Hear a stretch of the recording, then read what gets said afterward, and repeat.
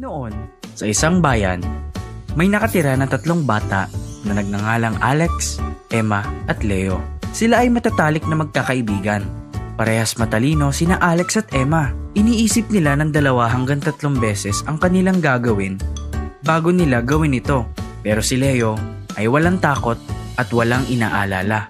Isang araw, lumapit si Leo kina Alex at Emma at sinabi, "Uy Alex, uy Emma, akala ko ba pupunta tayo sa bukid ng punong mangga? Nakalimutan nyo ba?" "Ah, oo, nakalimutan ko. Pero para makapunta doon, dadaan muna tayo sa kagubatan." "Hindi lang yon. Narinig ko rin na may nakakatakot na hayop sa loob ng kagubatan. Hindi ako sasama. Takot ako." "Walang hayop doon o kahit ano. Palaging may mga tao na dumadaan doon. Tara na." Hindi ko sinabi sa magulang ko. Sa oras na makabalik tayo, masyado ng gabi. Sa ibang araw na lang. Palagi mo na lang sinasabi sa magulang mo ang lahat. Kung hihingi ka ng permiso, siguradong hindi ka nila papayagan. Wala namang makakaalam. Kaya tara na. Sige, pero isa pang bagay. Kung may masamang mangyari sa loob, walang iwanan at lahat tayo ay magtutulungan ha. Sige, tara na. Nagsimula na maglakad ang mga bata sa kagubatan. Ngunit takot sila dahil sa mga kwento na narinig nila sa loob ng kagubatan na iyon. Nang papalapit na sila, nakarinig sila ng nakakatakot na tunog.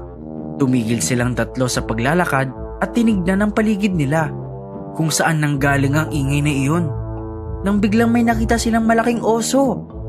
Natakot ang mga bata at tumakbo papalayo sa oso at nagtago malapit sa puno.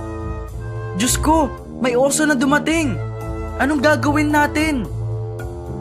"Alex, Emma, tulungan ninyo akong umakyat sa puno na ito. Kapag nasa taas na ako, hihilain ko kayo pataas." Tinulungan ni Alex at Emma si Leo makaakyat sa puno at ito ay nakaupo. "Leo, iabot mo sa akin ang kamay mo." "Bakit hindi mo inaabot yung kamay mo sa amin? Parating na ang oso. Dalian mo at tulungan mo kami. Pang isang tao lang ang lugar dito sa inuupuan ko. Saan kayo uupo?"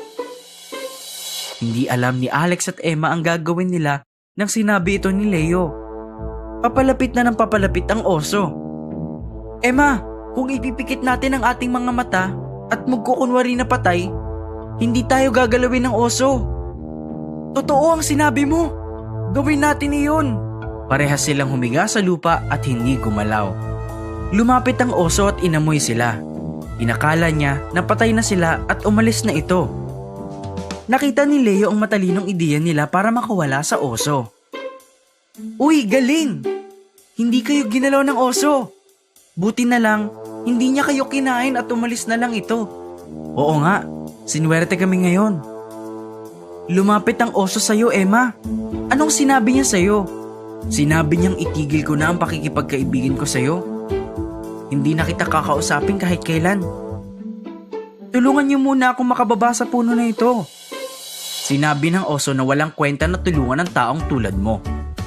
Kung gusto mong makababa, tumalon ka dyan. Umupo ka dyan. Babalik na kami sa bayan. Parehas silang umalis ng galit